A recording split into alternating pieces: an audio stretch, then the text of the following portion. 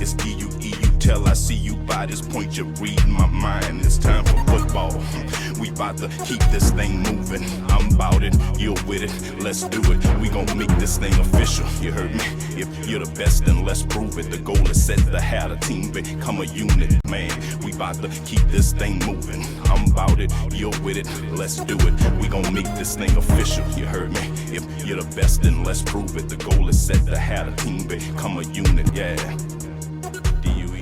Welcome to Football Game Plan's NFL All-32 show on the Game Plus Network. I am Emery Hunt, the czar of the playbook. It is the playoffs now in the NFL. Round 1 wild card weekend, which stretches now from Saturday to Monday, which is going to be fun and exciting. Now we have 3 days of playoff football. Remember, the added team is in the playoffs, so we have 7 teams on each side. Outstanding field. We ended week 18 with a thriller, with the Raiders and Chargers going into overtime where they could have tied, but we needed a winner, and they got one in the Raiders, and they are now in the playoffs. But before we get started in breaking down these matchups, be sure to follow me on all of my social media accounts. I'm on Twitter at FBallGamePlan. Instagram is all one word, Football Game Plan. I'm also on YouTube at youtube.com/footballgameplan. And if you're a fan of a team whose squad is not in the playoffs, your season is over, it's never too early to get ready for the 2022 NFL Draft. You can do so by pre-ordering my NFL Draft Guide at footballgameplan.com/2022 Draft Guide. We have a lot of prospects we're going to throw into this draft guide this year. So be sure, again, if you're one of the teams, a fan of a team who is out of the playoffs and your season is over, be sure to pre-order that draft guide. So we're going to break this thing up and take a look at some of the game, or all of the games, obviously, on the playoff schedule this week, round 1. And we'll start with the Saturday games, and we'll kick it off in Cincinnati, where the Raiders travel to take on the Bengals. Now, this one, I'm a football head, so this game, this matchup, just brings back memories of the last time these two played, which was in the 91 NFL playoffs, in which the Raiders played the Bengals. The Bengals went out to Los Angeles, and it was the last game of the famous Bo Jackson. You know, the great Bo Jackson. He got hurt on that run to the outside, tried to cut it back, broke his hip, or dislocated his hip, and his football career was over. So that memory is etched in my brain on this particular matchup. But fast forward to now, totally different circumstances, but there's a lot of excitement around this game. Let's start with the Raiders. You love how they got in.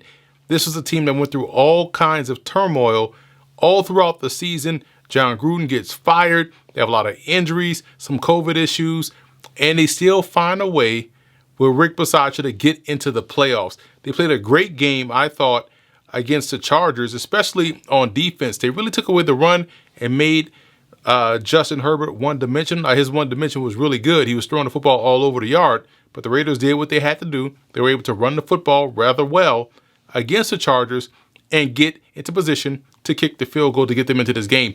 What I need them to do in this matchup against Cincinnati is going to be a lot of the same.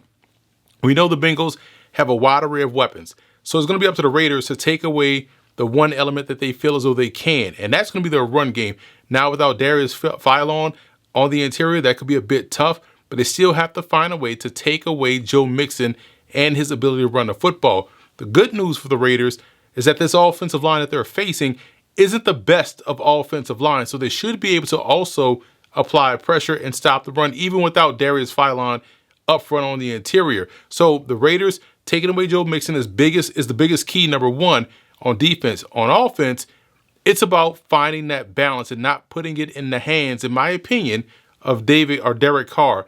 Carr can be a bit skittish at times. He's a streaky player. You don't know which side of the streak that you're on. So if they're able to operate with balance, like we saw them do against the Chargers, they ran the football well with Josh Jacobs. They allowed him to work himself back into a rhythm, talking about Carr. And if that can happen here against Cincinnati, they have a great chance of winning this game. Now, for the Bengals, they rested their guys last weekend against the Browns, and they're coming into this matchup rather healthy on the offensive side of football. Joe Burrow needed the break because this was a guy that had banged up his knee against Kansas City. So giving him that extra week off is great. Coming back into this game now against the Raiders with all of their weapons at their fullest health. Receivers, Jamar Chase, who should win Rookie of the Year. You have T. Higgins, Tyler Boyd, CJ Uzoma at tight end, and Joe Mixon. The key for them, seeing what Justin Herbert did this secondary last weekend, I feel like they can come in, go up tempo, put a lot of pressure on that secondary to communicate and consistently make plays. They're going to have to win some one-on-one matchups. The Raiders secondary will have to do that, but the Bengals know they have 3 legit one-on-one matchup busters in Boyd, Higgins, and also Jamar Chase. So I think going up tempo against this defense should help them have that success that they're looking for, and I think they'll do a great job in doing just that. I like Cincinnati to win this one easily at home and moving on to round 2. The next game on Saturday night, you have the Patriots taking on the Buffalo Bills. And third time's a charm, right? When you look at this matchup for the Patriots, it's going to be 0 degrees outside. So we know the last time they played in Buffalo, it was rather cold, rather windy, and we saw their rookie quarterback, Mac Jones, only throw the football 3 times. But the Patriots were able to come away victorious. They're going to need more from Mac Jones in this ball game. We know the run game is really what led them to victory in that first matchup versus Buffalo.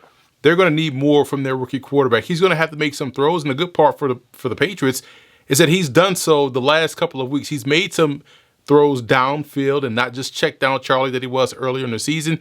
And if those things continue to happen for the Patriots, along with their ability to run the football, they're going to have success. And the matchup for Buffalo, it comes down to Josh Allen finding consistency and being able to beat a Bill Belichick's defense. He's 2-3 versus Bill Belichick, so he's had some success against the Patriots. But to be honest, this isn't the best year of Josh Allen. Statistically, they look great, but his yards per attempt is way down from last year, almost a full yard down from the 7.9 that he threw last year to almost about 6.8. And he's also putting the ball at risk a lot. In the playoffs, the games are tighter. They're tightly contested. You can't have any margins for error. And you're going to need that defense to show up really well and play much better versus the run than he did against New England. The good part for them is that their offense should be able to help them out a little bit more. And I think that's going to alleviate a lot of the pressure and what we saw from the defensive side of the ball in that matchup earlier in the season when it was cold and windy outside and no one really could throw the football. I expect to see another tight game between these two AFC East rivals, and I'm going to take Buffalo. More experience at quarterback. I think they get it right here. The Patriots don't really trust Mac Jones in a tight spot to make plays in the air with his arm. I don't think that's going to be the case. I think that's going to be the case here. They're going to try to run their way to victory once again. It won't work, and the Bills will come away with the win and move on to round number 2. So we'll step aside and be back with more Football Game Plan's NFL All-32 show here on the Game Plus Network.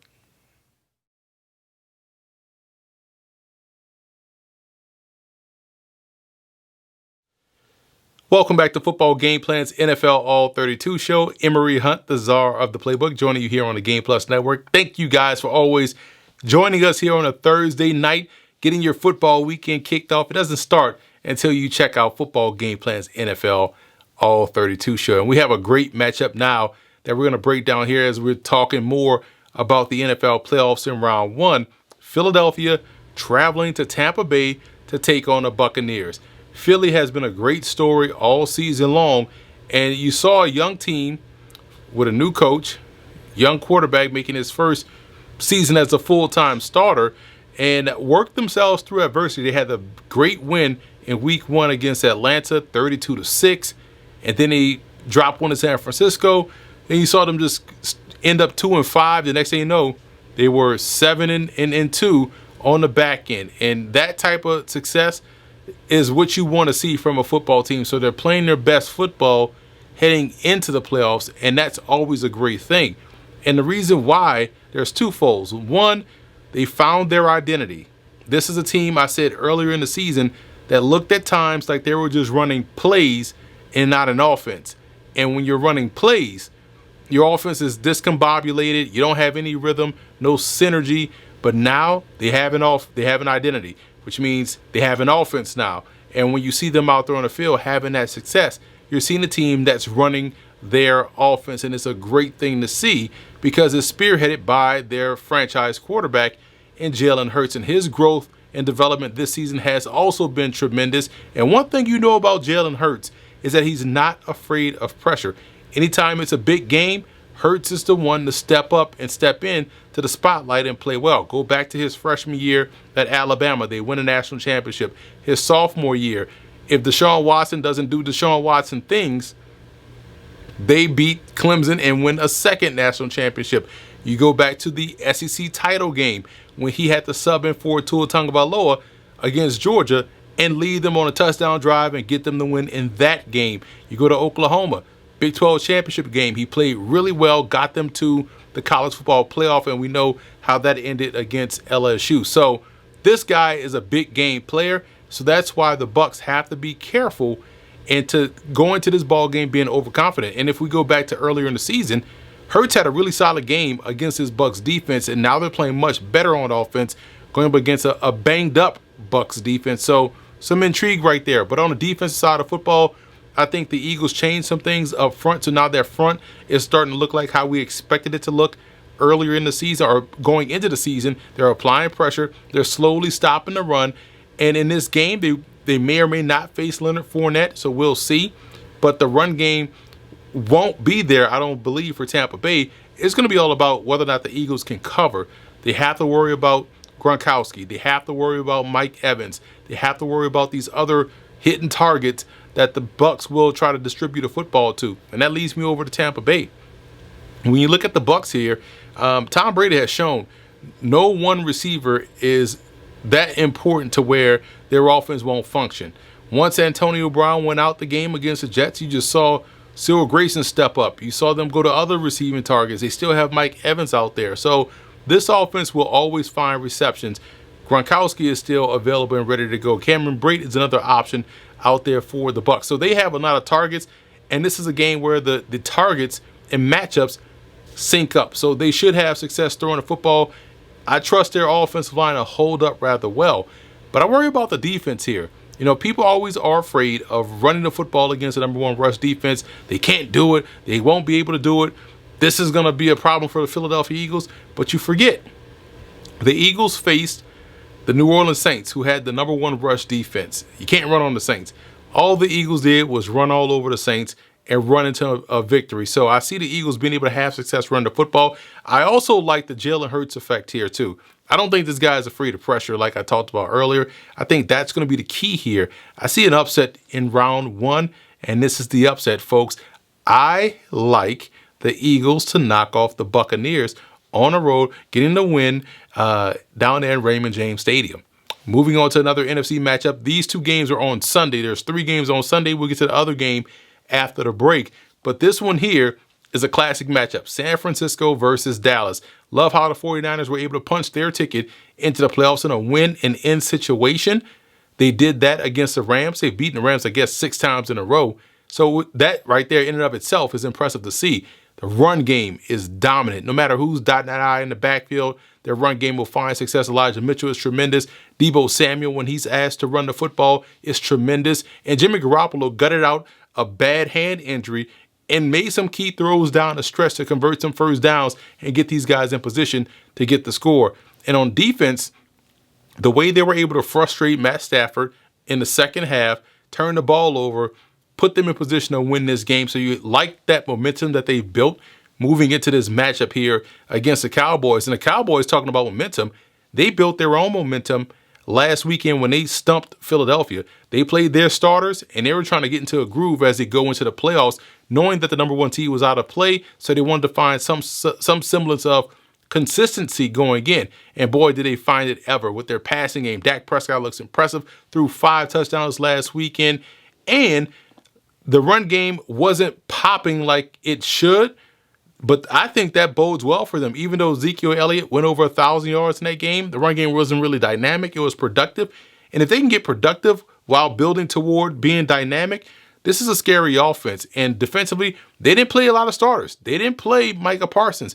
We didn't see the eventual Defensive Player of the Year and Defensive Rookie of the Year out there on defense. So you're going to get that element in this game against San Francisco with a quarterback that has a hand injury and will put the ball in harm's way at times. We saw some interceptions last weekend.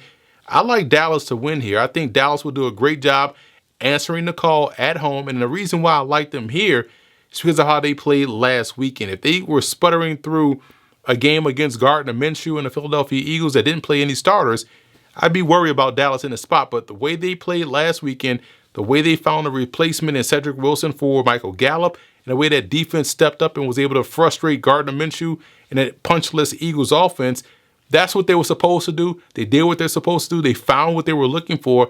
I think that bodes well for them moving forward. So I do like the Cowboys to get the win here against San Francisco. We'll step aside one last time and be back with 3 games. One more Saturday game, but the 2 games on one more Sunday game, and the other game that's on Monday night with something new here in the NFL playoffs this year. So we'll step aside and be back with more Football Game Plan's NFL All-32 show here on the Game Plus Network.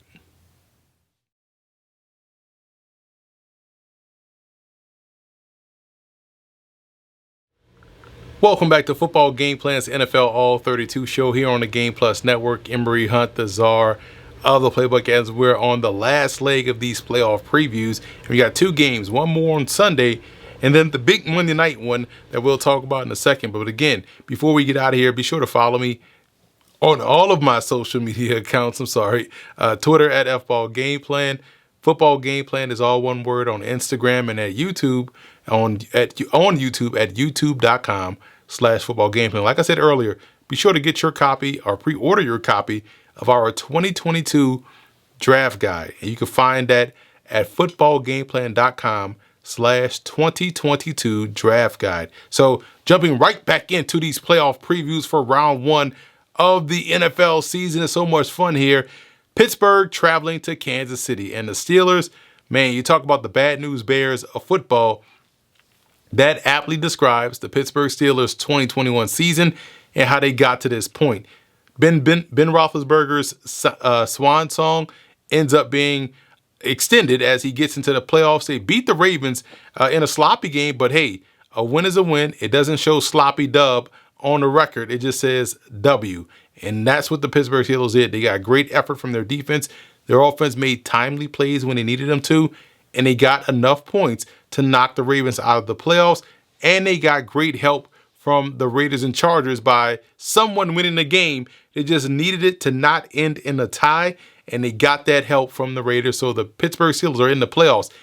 But their grand prize for that is that they get to travel to Kansas City to play the Red Hot Chiefs, who came off a really good win against the Denver Broncos, one that saw them do a great job in owning the moment, great stop defensively, which turned into points going the other way and helped them get the win. So the Steelers have to come in. Number one, they have to play clean football. If they turn the ball over, it's curtains. If they're sloppy on offense, it's curtains. If they're inept on defense, if they can't stop the run or get off the field on third down, or maybe even affect Patrick Mahomes a little bit in the pocket, it's curtains. So they have to play a clean game going into Arrowhead if they want to come away with a win. For Kansas City, we saw what this team did last week when they were tested by the Denver Broncos, who played a valiant game. It looked like the defense was getting ready to break, and all of a sudden, boom, explosive hit in the backfield, ball comes out, and we have Kansas City going back the other way for a touchdown. So it's those type of plays, those opportunistic plays that you'll need in the playoffs. And this is something that we've seen Kansas City do all throughout the back end of the season. Their offense is still their offense.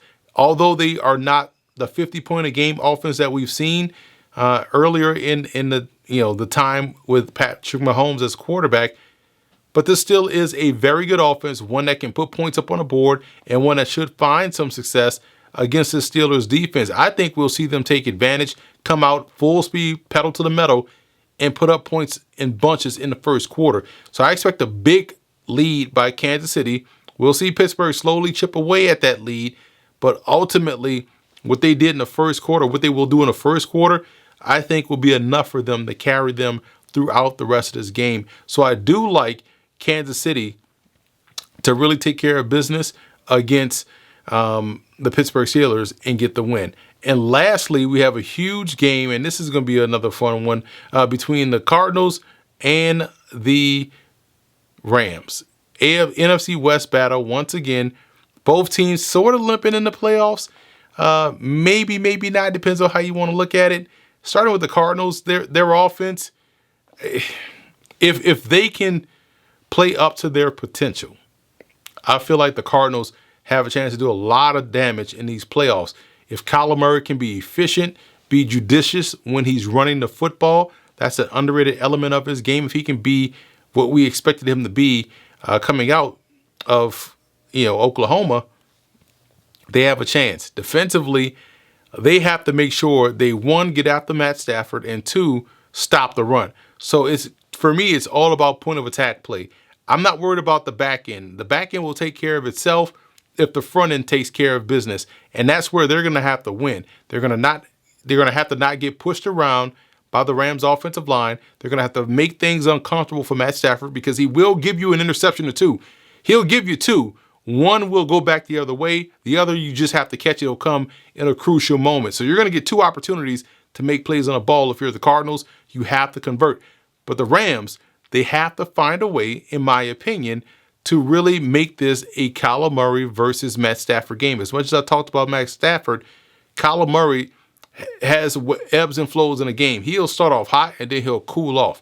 So he's very streaky. So if they can make this a Stafford versus Murray game, that takes a lot of the pressure off that Rams defense, because the Rams can get after the quarterback and they can also cover. That puts a lot of strain on the Cardinals. So I see that being a big key for the Rams.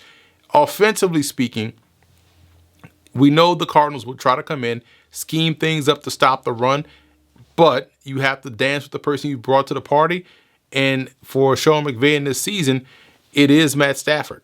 You have to trust that he can go out there and make plays, get the football to Odell Beckham Jr., get the football to Cooper Kupp and Van Jefferson, get the ball to those guys and let those guys do the work. We saw what that looked like in the beginning of that 49er game last weekend, but they got away from it. The Niners made some adjustments. The defense couldn't stop the run, and boom, Matt Stafford throws a game-losing interception down the sideline to Odell Beckham Jr. But if they can recapture what they did in that first half against the 49ers and apply that to this game against the Cardinals, they have a great chance to win. I don't see that happening. It's the Matt Stafford effect, in my opinion. I see the Cardinals getting a win, moving on to the next round. Arizona can spread you out. They can run the football. Their backs are also apt at catching the ball out of the backfield. I think defensively, they match up well versus the Rams. I think we'll see them be able to get pressure on Matt Stafford, force him into those bad throws and bad decisions, and they'll ultimately win the game. I see this one being low scoring. I know people are expecting a high scoring one. I see this one being like 24-20, but I do like the Cardinals to get the win. So that's it for this edition of Football Game Plan's NFL All-32. I'm Emery Hunt, the czar of the playbook. Be sure to follow me on Twitter at Football Game Plan, Instagram, all one word, Football Game Plan, and on YouTube at youtube.com/Football Game Plan. And we will see you guys at the divisional round next weekend. It's D-U-E-U till I see you by this point. You're reading my mind. It's time for football. We about to keep this thing moving. I'm about it. You're with it. Let's do it. We gon' make this thing official. You heard me?